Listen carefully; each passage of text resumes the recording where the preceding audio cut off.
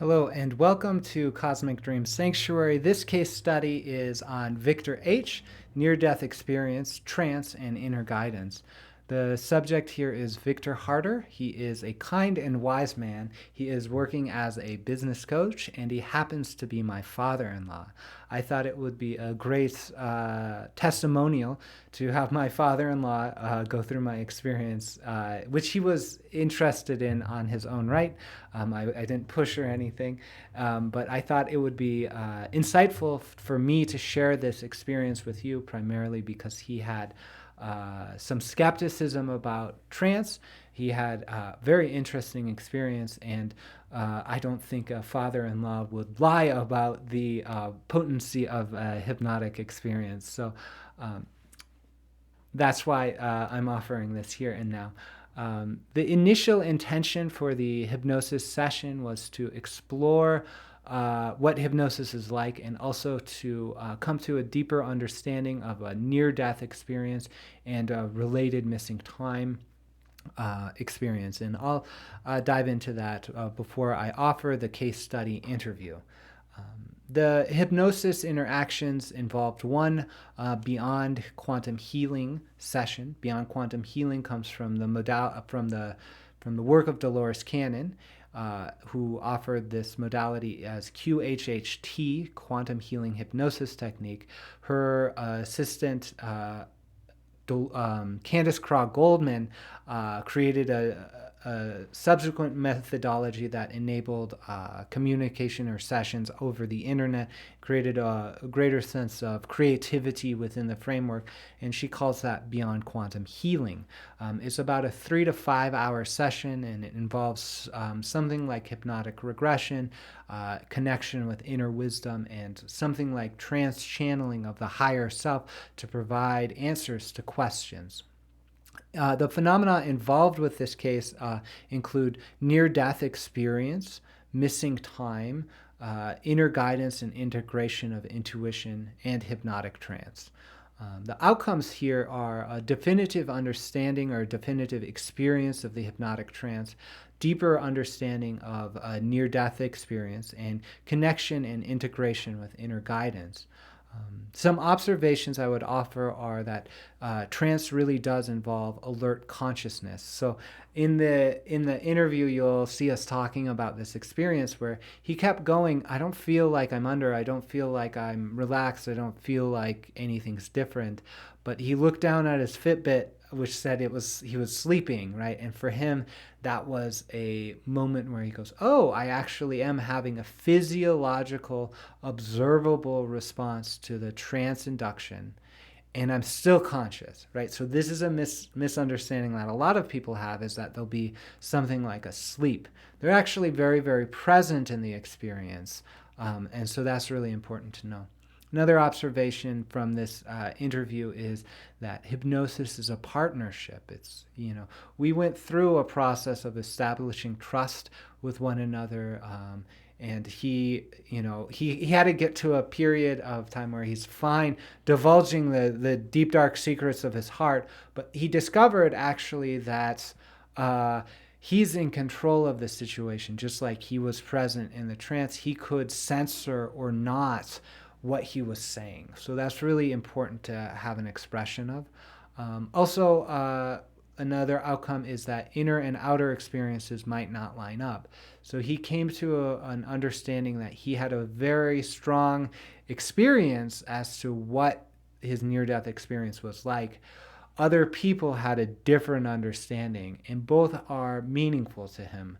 And so through this experience, he was able to kind of parse out both of those aspects. Then finally, the observation here is that understanding is not fully necessary for integration and action. So this is really important for us to understand, because when we approach the extraordinary aspects of our own experience, like extraterrestrial contact, or in this case, near-death experience, right, where he did go somewhere. It was very potent. You can feel him in the interview talk about a sense of warmth, of wanting to continue to be there, sort of thing. So we don't actually understand what happened, how did this happen, how did he have an experience that essentially is a missing time experience where other people say, hey, where were you? And I imagine it as he was transported by some beings from one place to another place. But we'll get into that when he discusses the experience in the interview.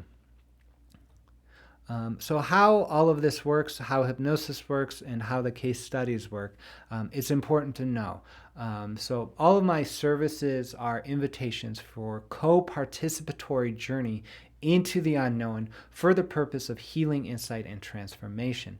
So co-participation means I show up and you show up. This is a partnership. I am not casting magic spells. You are not a victim. You are not passive. It is I show up in integrity and I let these experiences touch my heart and change me, and I invite you to do the same. So that's what co-participatory means. It's a journey into the unknown because we don't know where it's going to go. We don't have attachments or expectations even as to the nature of the experience that we have. The only expectation I have is that the experience will respond to an intention in a dreamlike way. And that's why I always ask for the intention of healing, insight, and transformation. So we know that the psyche, the inner guidance, the guiding part of ourselves will help us move towards those experiences. The reason why I'm sharing the case studies is simply to share stories in a meaningful way. I think it's really important that we share these stories, but I also think it's really important that we understand what hypnosis is and what contact is. So oftentimes we have these outlandish stories of extraterrestrial contact. We have these notions that we are reliving a memory or something like that, and it's scary or traumatic or whatever.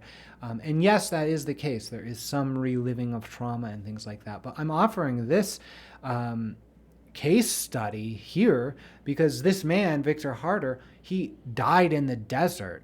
They found him covered in blood. He had to go into the hospital for several weeks afterward, right? Yet he was confident enough to trust his son-in-law to engage a hypnosis experience, right? And to have the possibility of reliving those experiences. And really, I ask him about this, and he'll provide answers as to what that's like, right? So if you're concerned about doing hypnotic regression for an alleged extraterrestrial contact experience that may or may not be a physical event, right? It might be psychic, it might be dream. We don't know if it's traumatic or not. Vic for sure knows a death experience as traumatic, and he was able to go through there, and he shares his testimony as to what it's like. For you to inspire you. I ask them to help inspire you to go on your own journey of healing, insight, and transformation. I need to talk specifically about regression hypnosis. I talk to all my clients before we engage with regression hypnosis. And you need to know it is not directly memory. We're not working with memory processes, and we're not reliving memory. This is a misconception. And it is a tricky thing to relate to because the way we've often encountered regression hypnosis is through media, stories. We might see clips of people with their eyes moving around and a hypnotist saying, calm down, something like that. And they go, oh my God, they're here. And then like that's very, very dramatic, but that is out of context, right? So it's out of context. We don't actually know if the hypnotically induced experiences called regression hypnosis are actual memories or not. And in fact, they're not necessarily even admissible in court as evidence or even testimony, right? They're confusing. People don't know how to relate to them. And the science actually says that it's just as easy to recover a memory as to implant a memory. So that's really important to understand here. I'm not saying it's meaningless, not saying it's false. I'm just saying that our notion that regression hypnosis works directly with memory needs an additional step. So the best understanding I have about regression hypnosis is that it is an induction of an intentional dream. This is something that the scientific literature generally agrees on, that hypnosis involves a state of consciousness called trance, and it is something like a dream, and it's something like a nap, and it's something like a daydream, right? So we understand this as an induction of an intentional dream that involves waking conscious participation in some way, shape, or form, just like Vic's consciousness said, hang on, I'm not under, I'm still here. But his Fitbit said, nope, you're actually sleeping. So that is the experience of trance. That is the experience of hypnotic trance. So we can introduce suggestions to that. And the suggestion of regression hypnosis is, why don't you have an experience that provides understanding about this memory or event that you want to work with? So it is more like dream incubation than memory. So the experience is more like dream and less like memory. However, just like a dream, it can involve memory, and it can actually just be completely the memory, or it could involve some other psi phenomena that provides insight or understanding or healing related to that event. And just like a dream, the hypnotic experience requires interpretation and requires participation for interpretation. So you have to actually take action on this experience. You have to engage all of your different aspects, different layers of consciousness to start interpreting the dream and saying, oh, this part is sort of my imagination, this part communicates insight, my intuition says this part's meaningful. You have to go through that process with the hypnosis. Sometimes the hypnosis provides insight, sometimes it provides experience. So those are all things that we need to say and get really clear on before we dive into the interview session. So I'd love to just take a moment to just paint the picture for you of Vic's near-death experience. I don't think we actually covered that in the case study interview. And it's become sort of family lore. He went down to, about 5 years ago now, I suppose, he went down to the desert, I believe it's the Arizona desert, to participate in a rites of passage experience with a group of men.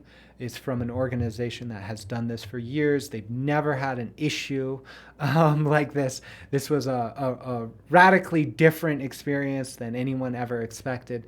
But it involves ceremony, it involves rites of passage, it involves ritual. It really does invite kind of the bringing in of dream or spirit space into the waking world. Some of it involves going out into the desert and having an experience alone. So that is a typical rite of passage. It is an ordeal. You go out, you have an experience, and you come back. And that experience oftentimes involves the archetype of those rites of passage experiences are ritual death, more or less, is dying of an old self and birth of a new self. In the case of Vic, he actually literally, we believe, died and in some way, shape, or form came back. That's the understanding. He went out, they couldn't find him. They searched and searched and searched. They found spots of blood where he must have fallen down and bled a little bit. And then eventually they found him like in a crack between two rocks, kind of 200 yards from where he was supposed to do this visionary experience. He has this whole experience of understanding that he went over barbed wire fence, he went this way and that way. He had a whole very real experience, but when he correlates that inner experience with the reports he got from the paramedics and people searching for him, it didn't make sense. There's no barbed wire anywhere. How did this even happen? So these are the questions he's dealing with. So that's the context. He's fine now. Just spoiler alert, he's fine now. He's very much engaged with family. He's a wonderful presence in my life. I'm super grateful for. I'm super glad he is grandfather to my children. And so, without further ado, let's watch his case study interview. Great. So, thank you for coming to speak with me today about your hypnosis experience. I'd love if you could introduce yourself briefly, and then about why or how we connected with hypnosis. And then we have a few points of questions I want to ask you about. So we'll dive in deeper about your story, the story that you investigated in hypnosis, about any of the implications in your life or understanding. But for now, just start by introducing yourself. And yeah. Sure. Victor Harder, Dan's father-in-law, and had to be. I'm a coach. Spent 25 years in IT too, and coach supervisor and a spiritual director. And when I found out that you do hypnosis, it was like, well, that's interesting. I haven't tried that before. Let's just see what happens if we try this. And specifically, I wanted to experience a significant event in my life, which at the time was, well, now it's almost exactly 4 years ago that had happened. At the time, it was about a year ago we did this, or 6 months. I can't remember. Yeah, it was like maybe about a year ago now. About a year ago. I asked you to try and help me remember what had happened, specifically because I had had a near-death experience, and it was profound, and I wanted to remember a bit more about what it was like to experience that, because my memory of being on the other side was extremely pleasant, but not big in details. So let's talk a little bit about that experience. I thought your case is really interesting because you do have the experience of you had a near-death experience, like people searched for you. You have a sense of linear timelines that were constructed by other people, by yourself. There's gaps in there. There's consciousness. There's different perceptions, all of it working together. So. Yeah, I mean, one thing that experience taught me more than anything, partially because I was delirious as a result of kidney and liver shutting down. So I was thrown into a 17 to 20 day long high, like where I was not sure or had a real firm grasp of what reality was at all. To the extent where I actually had a very detailed story of what had happened to me before I fell unconscious. And the people who were on the other side of that story, the people who stayed in normal reality, couldn't confirm that. In fact, they denied that could have happened to me. So I was like, okay, reality is clearly not what I think it is. And we wanted to explore that. And I don't know, where do you want me to go next? So you have this experience. There's a memory of a conscious story that doesn't match up with the objective expression of the rescuers. You're left with this feeling. Maybe talk a little bit about the emotional state you were in. Like, how do you relate to that? Is it unsettling? Is it what are the sort of emotions you have in terms of having an experience that you know happened, but other people are telling you didn't happen in that way, perhaps? Right. So, facts of the matter are that I had fallen after getting dehydrated. And one of the experiences that I distinctly remember was corroborated. I remember one point waking up while I was still walking, face down on a bunch of rocks and just vibrating. And thinking to myself, this is not good. I got up again and moved on. And they found that spot because there was plenty of blood that I had shed at that spot. So some parts of the story were corroborated, other parts weren't, right? So I was just like, that's weird. And apparently when they did eventually find me, You know, they tried to feed me, they tried to give me water. None of that worked. I would throw up. And um, so, in one sense, I wasn't dead, but the experience I had, like, I was on the other side of life. Yeah. And the closest I can get to describing that was this feeling of incredible warmth, love, belonging, peace. Um, for months after my experience, I was actually reluctant to even remember it because it was so peaceful that I thought, well, if I want that too much, I'm just going to die. Yep. because, Yep. because I've heard myself say consciously a few times, maybe 5 times in the last 4 years, I can't wait to die again. Yep. You know, and part of me is afraid of making a comment like that because I've been depressed and suicidal like decades ago, so I don't want to go there. But this feels so different. Yep. Like it didn't confirm any of my religious beliefs, didn't deny them. I think you could start any world religion based on my experience, which is just one of peaceful belonging. Certainly wouldn't reinforce an angry God. I wouldn't go there. Yeah. It's very definitely a loving kind of experience. Yeah. Beautiful. So then you explored it a little bit more with hypnosis and the hypnosis experience with me. So I'd love if you could describe what that was like. Never been hypnotized before. You took the time. I mean, huge amounts of time. The actual hypnosis experience, I think, was about an hour and a half or something like that.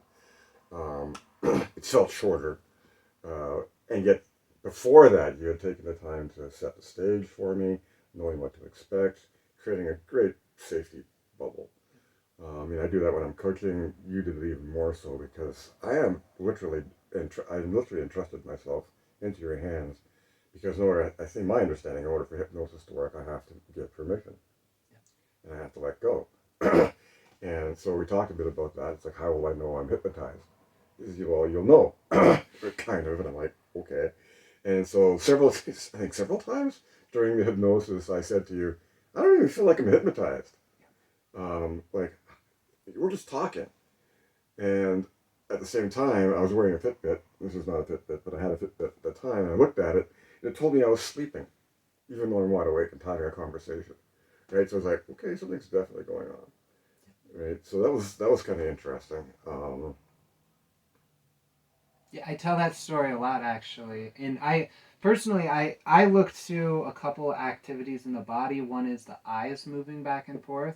Another is a sense of slow cadence. So you mentioned a sense of expansion or contraction of time, like an hour and a half is very short. For me, it's not that short. I'm sitting there in meditation, sort of you have an experience. Your eyes move. It's sort of dreamlike. I see, oh, okay, something's happening. You're connected to a source of wisdom or intuition. It processes it, and then maybe you'll say something, and then maybe 30 seconds later, like something else comes up. That's sort of the cadence of most experiences. But the person experiencing it has a rich experience inside, and so they're not understanding how slow the experience is unfolding, and that's what your Fitbit picked up on. Yeah. Yeah. Yeah. Yeah. It was like I've never had Fitbit or this watch tell me that I was sleeping when I'm like up. Yeah. Yeah. One of the things I wanted to ask you about was a sense of reliving trauma. So a lot of times people use regression hypnosis or hypnosis to uncover memories of supposedly traumatic events that are so traumatic that the psyche has repressed them. And so a lot of times people will talk to me and they go, I'm interested in this, but I'm afraid of what I've repressed. I'm afraid of reliving that. And there's some conceptual theory critique of that notion that repression and trauma leads to forgotten memories. In my experience, most people have an intuition of like repressed. They know they're repressing. In other words, but that's a little bit of an aside. I wanted you to address the sense of reliving traumatic events because you have a very documented very objective. You had a near-death experience. It, like, your body was shutting down. You were lost in the desert. This is not like suspected dream event, which is oftentimes I deal with extraterrestrial contact and stuff. These are suspected interactions, alleged interactions that the information about the trauma is actually perhaps coming from media about our understanding of how those events unfold. You, on the other hand, had the very real, you needed to be in the hospital for weeks afterwards. So what was that like, revisiting the memories of that experience? Was that traumatic? How was that? Yeah. That's a good question. Like, I don't actually know that I mean, my state of consciousness is different now than under hypnosis. Yeah. So why I never felt unsafe. Yeah. In fact, there was a type of, I don't know, container, and that container may have only gone as far as your eyes and my eyes under hypnosis, and yet I was still able to interact with my watch and look at it, check the time, wonder about the quality of the recording. Like, so like I was there and clearly able to choose how I responded to the questions that you asked. So, I don't remember feeling unsafe. And yet, at the same time, Dan, I mean, it was a really interesting experience. I've talked to some people about, the fact that you hypnotized me. And they said, you let your son-in-law hypnotize you? They said, yeah, I don't want to have any secrets with him anyway, right? So there was a desire on my part to be open. Partially because I didn't see any other way to actually try and get deeper at what had happened to me back then.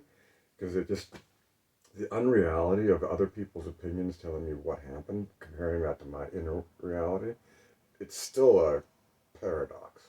Yeah. I don't see them as in conflict. They're clearly dancing with each other. So, for example, I clearly remember after spending so we were supposed to spend the day in the desert. And I'm an outdoors person, so why did this happen? There's no technical explanation I can think of, other than the fact that maybe I had the flu for a long time, so maybe I was under the weather when I went out to the desert. That wasn't the most clever thing to do. On the other hand, they found me with water. I remember getting up from where I was and following a map and navigating around cacti in the area and barbed wire fences and all kinds of stuff that, like, they happened yesterday. Yeah. Still in my mind. And other people saying there are no barbed wire fences. Like, you couldn't have walked that far. We found you 200 feet from where you started. And that doesn't jive with the clear. I have a feeling of the passage of time. Like, it took me at least an hour to get from where I was to where I passed out on the rocks. And then from there, I moved another 200 feet and fell down a small cliff. Yeah. Like, I don't remember falling down the cliff. I still had my water and my pack and everything with me when they found me. So, there's an objective reality. My experience focuses on a couple of memories along the way, like I was just telling you, and then of warmth. Until the helicopter showed up with the blinding light and the noise, and I still react badly to helicopters. Yeah. Do you have a sense? I mean, what is your sense of integration of those, of the hypnosis experience? You got a glimpse as to a different glimpse into the experience. You have now these sort of three different perspectives. How do they all? That's a good question. Work together now. So, I think what happened during hypnosis is, again, I use think because I can't. I've got to the point now where when I'm sure of something, it's only part of me that's sure. Yeah. Right? So I'm sure that during our hypnosis experience, you asked me questions. And parts of me answered that I wouldn't normally have access to. At least not directly. I think they don't feel foreign. It's not like somebody said, while you were out, you were dancing naked with the angels. And I don't think so. Yeah. Right? So, there's definitely events that happened, and I felt safe, and that version of what you drew out of me was me. Yeah. I just couldn't access it directly. So you asked me some questions, and I went. It was kind of very much like this part of me answered, another part of me was going, "Oh, that's cool. I had forgotten that, or I didn't know that." So, could you have implanted things in my mind? I'm sure there's ways of doing that. There are. On the other hand, I'm going, you didn't. I remember because I remember checking my watch and going, I'm not hypnotized, right? So Yeah. I was there and not there. Yeah. It's a very interesting, another experience of experiencing two types of consciousness at the same time, wakefulness and this other thing called hypnosis. Yes. Yeah. Yeah. I remember you connected with a source of wisdom, right? And that source of wisdom gave you actual advice about your trucks. So you took big action based on this, right? Like based on that wisdom connection. Was that the same session? It was the same session, yeah. Okay, yeah. So just to make sure we're on the same page, I connected with Sophia, which is a Greek word for wisdom, and one of the names of God, and so she, and I still have a habit, 3 years later, 3.5 years later, of referring to God as Sophia, Yeah. one of the many names, and I wanted some advice, or I wanted some guidance on what to do about some vehicle choices that I wanted to make, and yeah, I listened to what Sophia.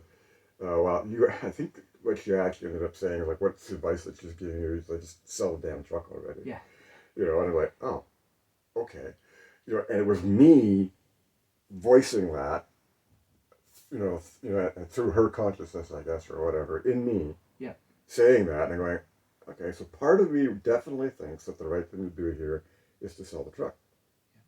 Yeah. And I don't know how you reminded me of that when we came out, or did you need to remind me? I can't remember what the switch was like when we were done hypnosis, and then we started debriefing, because that was really powerful too. Yeah. Yeah, so oftentimes we'll invite you back into waking consciousness, oftentimes because of the experience of like checking, am I hypnotized or not? It feels like there's a bridge, and then we'll have a debrief session to kind of bridge between the highly hypnotic trance state and the consciousness state. So there's stepping stones of the consciousness to go in and out.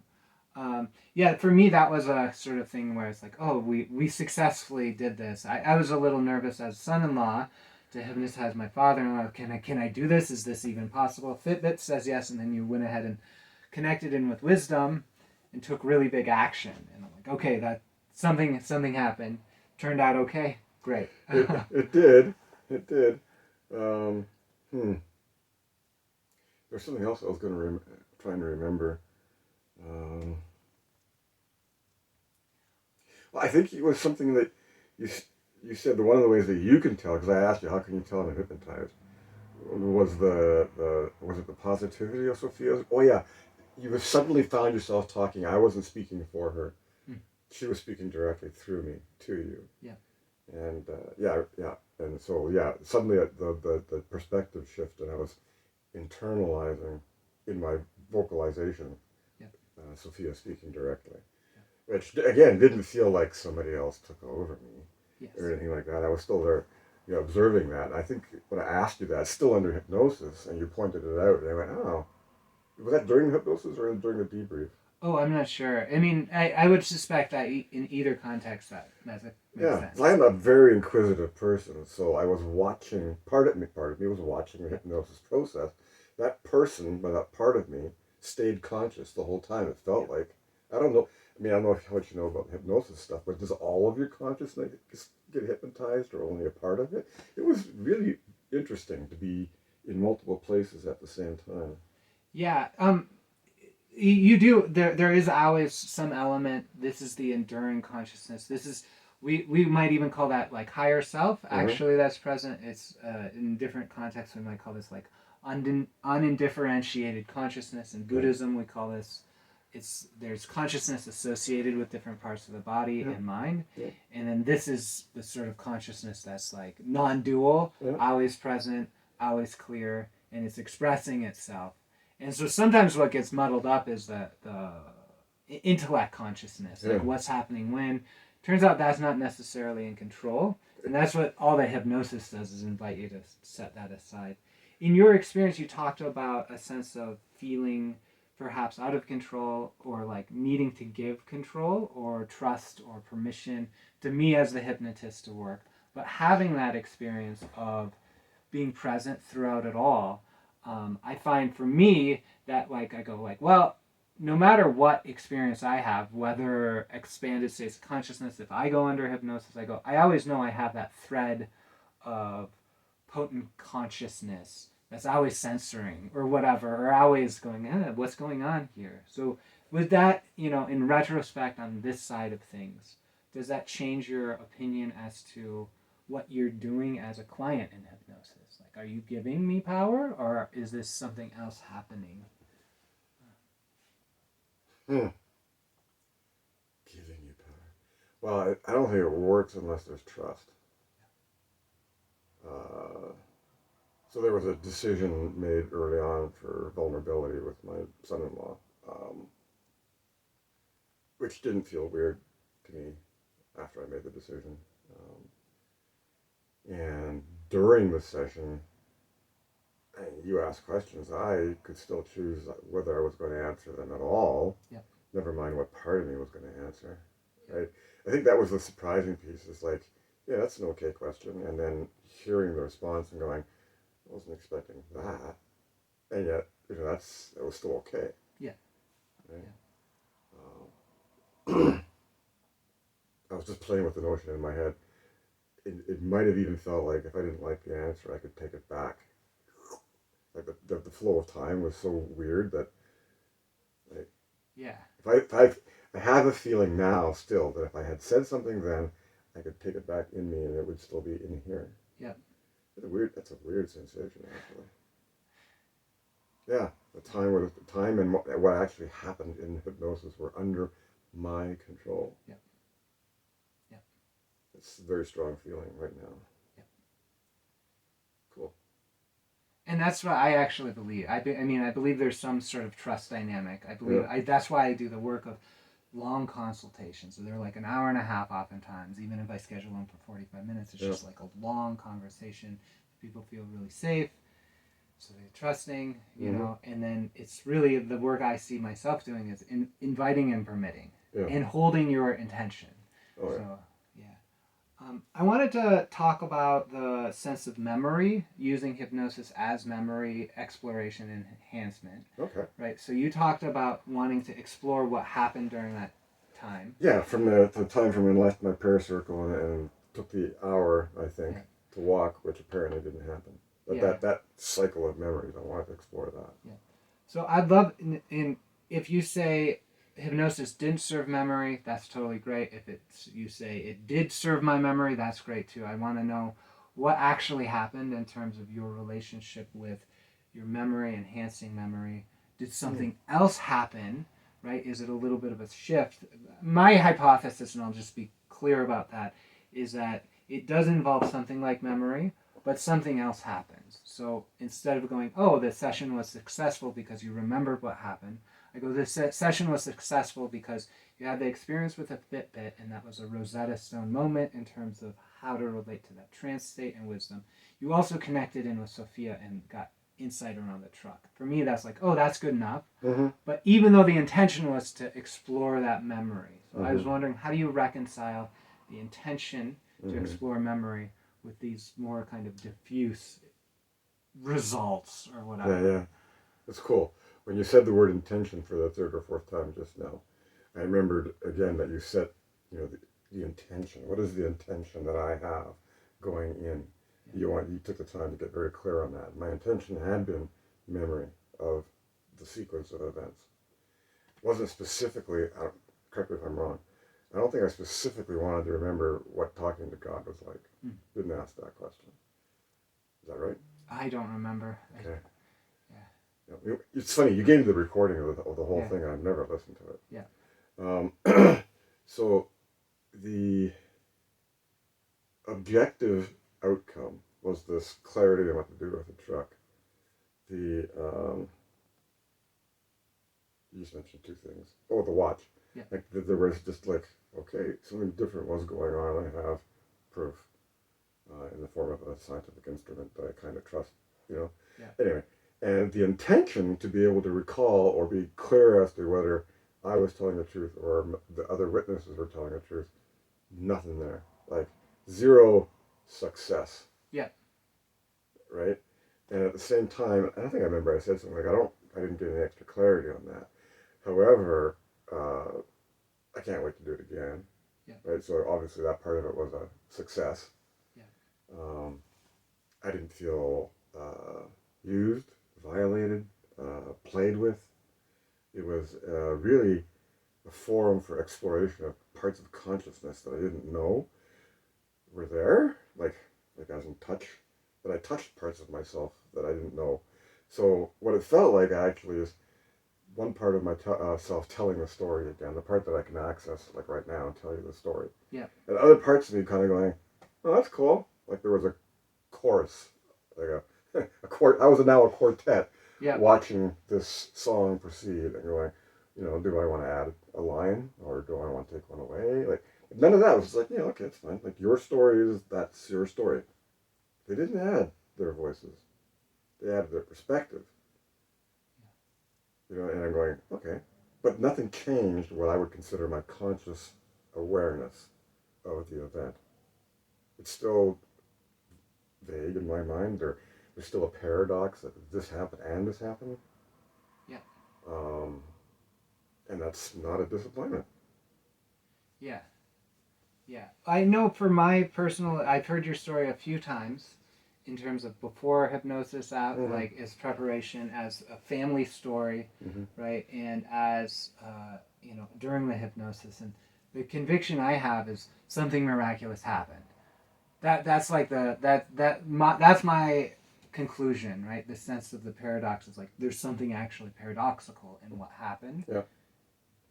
What that is, I'm not quite sure, right? That's up to you to discover and talk about or To experience. Yeah. Yeah, I mean, like, I don't think that paradoxes, by definition, can be resolved. And the beauty of life, of a richer life, is to be able to hold both of those truths and say, like, well, they're both true. Yeah. And they can't be aggregated. Yeah. They have to be held as separate. And I think maybe that's the part of the pleasure of hypnosis too. Is like the other voices that are all inside of me. We're able to get more substance. Yeah. So now instead of just two voices, there were like a dozen. Yeah. And they're all true. Yeah. Beautiful. In terms of your feeling state in the body and the emotions, when you acknowledge that, what do you notice? That all those states are inside of me? Yeah, just what you said, like, okay, I have acknowledged that there's a dozen different perspectives, right? And it's all true and it's all okay. Well, if I close my eyes and let myself sink into that, there's goosebumps. I could really easily fall back into that memory of the warmth of being dead on the other side. It's an acceptance of all of me that normally is a little bit tamped down. There's an executive function running my life that seems to think it's in control.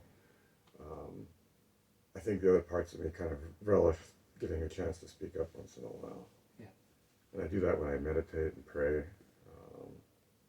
And meditation was a profound experience of that. Yeah. Wonderful. Do you have any advice to people who are considering hypnosis, particularly around near death or whatever? Yeah. Well, just do it. Can't hurt. Yeah. It's not like you're giving away deep, dark family secrets. And again, I'm totally at this point open to say, well, who knows what hypnosis could uncover. Yeah. And it's totally up to you what you decide to uncover. Yeah. So, yeah, the advice would be, well, find somebody that you can trust. And if they're just in there to hypnotize you and half an hour later you're out, you're probably not talking to the right hypnotist. Just like talking to a good coach, you have to build a rapport first. You don't go talk to a priest. A lot of you do, that you've never talked to before. um, and yet there's an expectation of trust and confidentiality. And when you're there, then you can let go. You can let go and see what happens. Beautiful. Is there anything else you'd like to say before we close the recording? Well, thank you for this again. Like I really didn't know what to expect, and it reminds me that I do want to try this again. Great. Great. Yeah. So yeah, thank you. All right. Thank you. All right. Thank you for watching that with me. I hope that was insightful and inspires you to go on your own journey, inner journey of healing, insight, and transformation. One way to do that is to work with me. I offer one-on-one sessions by sliding scale donation, meaning that if cash is an issue, just talk to me and we'll find something that works for us. I offer sessions in the modalities of depth hypnosis, beyond quantum healing, meditation instruction, spiritual counseling, and dream work. I offer all of these modalities, sometimes bundled up together, sometimes apart. But the reason why I have so many different offerings is because I like working with these fringe experiences of consciousness, the extraordinary, near-death experiences, spirit experiences, extraterrestrial, extra-dimensional contact, missing time, all these strange things, right? And so they involve, I find, development of inner capacities of knowing. And so to best support my clients, I offer meditation instruction, I offer spiritual counseling, I offer psychic development experiences, dream work, and things like that. Everything is offered, all the sessions start with a free and no obligation consultation. So for more information about all of this, you can go to cosmicdreamsanctuary.org. Love to talk a little bit about the process you might expect. We'll have a consultation where you'll be invited to share your stories in some way, shape, or form that is meaningful to you. We'll have a discussion about how hypnosis or any of these offerings can serve you. I'll answer any questions you have. We'll establish a plan, and then we'll actually invite the participation of your dreaming self, your higher self, by providing you a dream, a symbol, a message, in the time between the consultation and the session that will be meaningful to us in this work. And oftentimes it starts with a dream. I go, hi, do you have any dream? Did you have a message? Did you notice something? And then we go from there, and that's really a potent way to work. In this session, we'll establish intention. We will practice hypnosis before we actually use hypnosis for your intention, so that all of the systems are online. You feel really safe and comfortable. You know it's not scary. You know you can get out of it if you need to. So we'll practice all of that. We also connect with inner guidance before we go into the hypnotic experience for your intention, so that we're really guided by the deeper wisdom within you. And then we'll have a debrief experience that we talk about. That's the process of interpretation. That's the process of like dream interpretation, so that we can have an understanding as to what might happen, what might be reasonable next steps, and things like that. Some people find additional sessions to be beneficial. Depth hypnosis usually is a series of about 3 sessions, can go 5. I'm personally, in my training, I did 10 sessions with my practitioner. That was a very beautiful and potent experience. The Beyond Quantum Healing modality usually is a single 3 to 5 hour session, but it might be repeated month by month or season by season as desired. Then there's an integration period after any session, after any dream.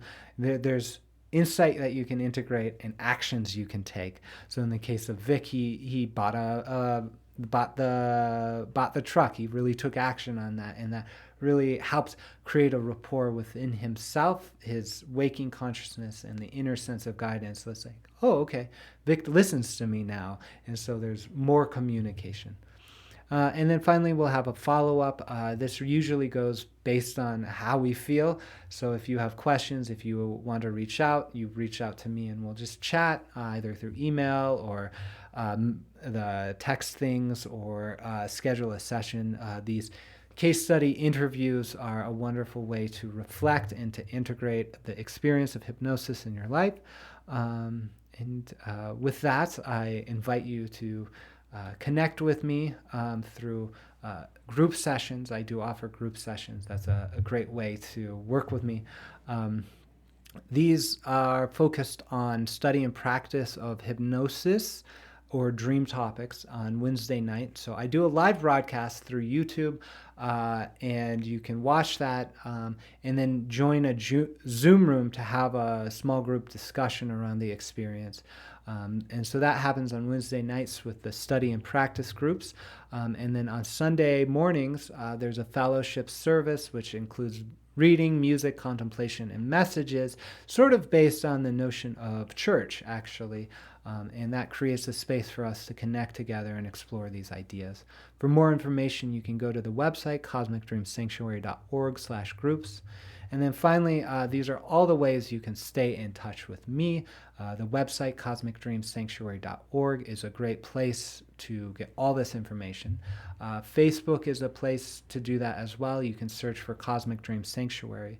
YouTube has a lot of offerings. I have a lot of offerings on the Cosmic Dream Sanctuary YouTube channel, including other case studies, including self-hypnosis tracks, including the recordings of the live sessions. I have the email newsletter you can sign up for at the bottom of the cosmicdreamsanctuary.org website. That will give you information about when the lives are happening or any session offerings. And then finally, I invite you just to connect with me via email, and that's daniel@cosmicdreamsanctuary.org. So once again, thank you for exploring these topics with me, and I look forward to speaking with you.